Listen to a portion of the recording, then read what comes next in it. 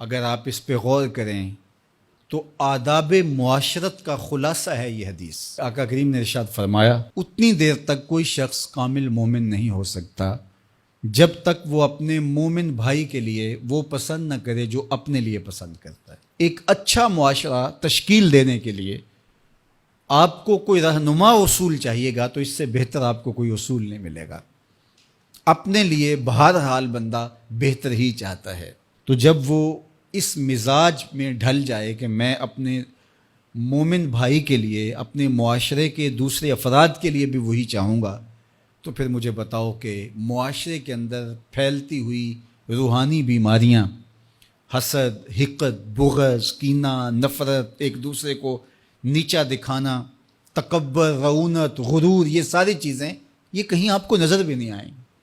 صرف اسی حدیث کو اپنا امام بنا لیا جائے اور اپنا منشور حیات مان لیا جائے۔ محمد بن حنفیہ رضی اللہ تعالیٰ عنہ حضرت علی المرتضیٰ رضی اللہ تعالیٰ عنہ کے فرزند ہیں، لیکن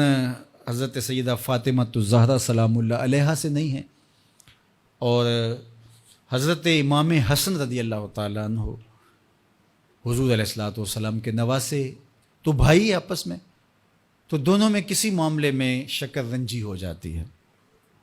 شکر رنجی، جس رنج میں مٹھاس ہو، شکر ہو، میٹھی ناراضگی، کوئی بغض حسد پہ مشتمل ناراضگی نہیں۔ تو حضرت محمد بن حنفیہ ایک دن بیٹھے تو سوچا کہ وہ میرے عمر میں بھی بڑے بھائی ہیں، اور پھر دوسری بات یہ ہے کہ وہ رسول خدا کی بیٹی کے بیٹے ہیں،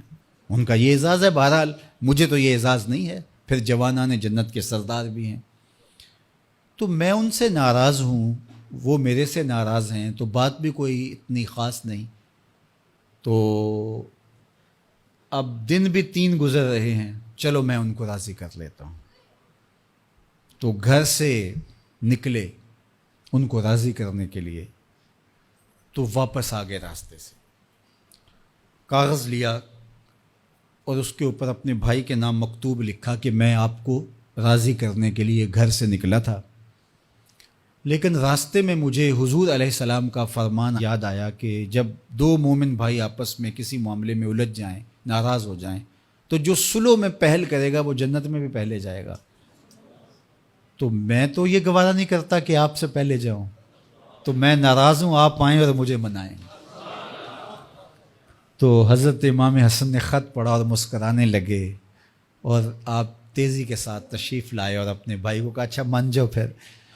تو وہ مننے کے لیے تو پہلے ہی تیار تھے نا۔ تو جب آپ اپنے مومن بھائی کے لیے وہ پسند کریں گے جو اپنے لیے پسند کرتے ہیں، تو پھر زندگی گزارنے کا مزہ آنے لگے گا۔ نفس روکتا ہے یہ چیز میرے پاس ہے اس کے پاس نہ ہو، یہ اعزاز میرے پاس ہے اس کے پاس نہ ہو، اور اس کی ایک اپنی لذت ہے اور وہ مادی لذت ہے، اور ایک ہے باطن کی روح کی لذت۔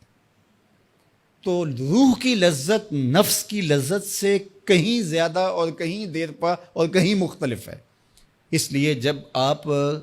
قربانی دیتے ہیں، ایثار کرتے ہیں یا کسی کو ترجیح دیتے ہیں، تو اس کی جو روحانی لذت ہے، آپ کو بھوک لگی ہوئی ہے، تو آپ کو ایک روٹی مل گئی ہے، تو آپ کو ایک ایسا شخص نظر آیا جو آپ سے بھی زیادہ بھوکا ہے، اور آپ کسی نمائش کے لیے نہیں، محض اللہ کے رضا کے لیے اس کو روٹی دے کر کے دیکھیں، خود بھوک کاٹ کے دیکھیں، وہ مرغن کھانوں میں سرور نہیں آئے گا جو اس بھوک میں لطف آپ کو آئے گا۔ تو حضور علیہ السلام کا یہ فرمان اپنے عمل کا حصہ بنا لیں، اور اپنے بھائیوں سے، جو خونی رشتے سے جڑے ہوئے بھائی ہیں، وہاں سے شروع ہو کر کے پورے معاشرے کے اندر اس کا عملی نفاذ کریں۔ آپ کو اتنا سرور آئے گا اور باطن میں اتنا نور آئے گا، اور اس قدر معاشرے میں خوبصورتی کی بنیاد پڑے گی۔ اور اگر ہم آج اس حدیث کو اپنے لیے خضر راہ بنا لیں تو یہ اس پہ عمل کرنا کوئی مشکل نہیں ہے۔ یہ آپ ابھی سے جب اٹھیں گے تو اپنے ساتھ والے کو ترجیح دے دیں گے کہ پہلے یہ گزر جائے، تو ابھی سے شروع ہو جائے گا یہ کام۔ تو یہ آپ گھر میں اپنے بچوں کے ساتھ، اپنی بیوی کے ساتھ، روزمرہ کی زندگی میں جہاں ملازمت کر رہے ہیں، کاروبار کر رہے ہیں، جن دوستوں کے ساتھ کھیل رہے ہیں حتیٰ کہ، تو یہ وہ چیز ہے کہ اس کا آغاز عمل سے پہلے سوچوں سے شروع ہو جاتا ہے کہ آپ کسی کے لیے اچھا سوچنا شروع کر دیں. جو اپنے لیے سوچتے ہیں وہ اپنے بھائی کے لیے بھی سوچیں. ہمارے بزرگ فرمایا کرتے تھے کہ کسی کے ساتھ دوستی کا ایک حق یہ بھی ہے کہ اس کی آخرت کے لیے سوچا جائے کہ یہ میرا دوست ہے تو دنیا میں میرے ساتھ ہے تو حشر میں بھی جنت میں میرے ساتھ ہو. تو اس کی ہدایت کے لیے اگر نماز نہیں پڑھتا تو اس کو نماز کی طرف لے کر آئیں. اگر اس کے معاملات کے اندر خرابیاں ہیں تو ان کو دور کرنے کی کوشش کریں اور